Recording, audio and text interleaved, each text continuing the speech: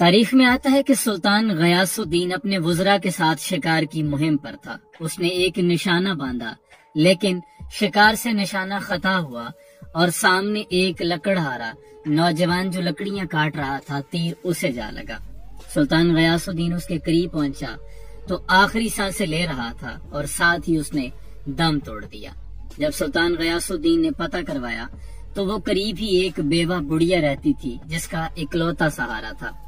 سلطان نے اس کی والدہ کو جا کر جب خبر دی تو وہ موقع پر ہی بیٹے کی موت کی خبر سن کر بے ہوش ہو کر زمین پر گر پڑی۔ سلطان غیاث الدین فوری قاضی وقت کی بارگاہ میں حاضر ہوا اور سارا ماجرا بیان کر دیا، خود کو عدالت کے سامنے پیش کر دیا اور اعتراف جرم کر لیا کہ مجھ سے قتل ہوا ہے۔ قاضی وقت نے سارا ماجرا سننے کے بعد اس مر جانے والے نوجوان کی ماں کو عدالت میں طلب کر لیا۔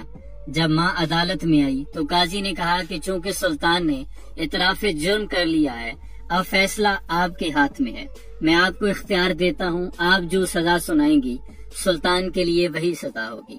اس پر وہ ماں کہنے لگی کہ ایسا بادشاہ، ایسا سلطان ہمیں پھر کہاں ملے گا جو حاکم وقت ہونے کے باوجود خود کو عدالت کے سپرد کرتا ہے اور خود کو عدالت سے معتبر نہیں جانتا۔ میں اسے معاف کرتی ہوں، آج سے غیاث الدین ہی میرا بیٹا ہوگا۔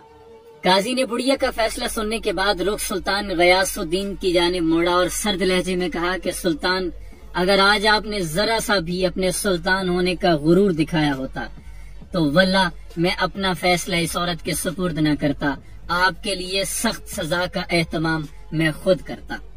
اور اس پر غیاث الدین نے کیا کہا کہ قاضی صاحب، اگر آج آپ نے بھی ذرا سا میرے سلطان ہونے پر میرے ساتھ ذرا سی بھی رعایت برتی ہوتی تو میں اپنے اس خنجر کے ساتھ آپ کا سر تن سے جدا کر دیتا۔ یہی وہ روایات تھی جس بنا پر مسلمانوں نے 3 براعظموں پر حکومت کی۔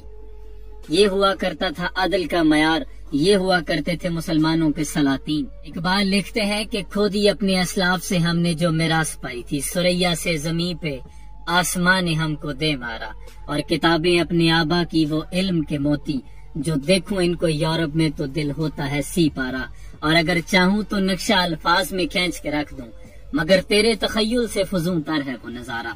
تم سوچ بھی نہیں سکتے کہ کبھی مسلمانوں میں عدل کا معیار یہ تھا کہ ایک مرتبہ حضرت علی کرم اللہ وجہ الکریم نے ایک قاضی کو معزول کر دیا۔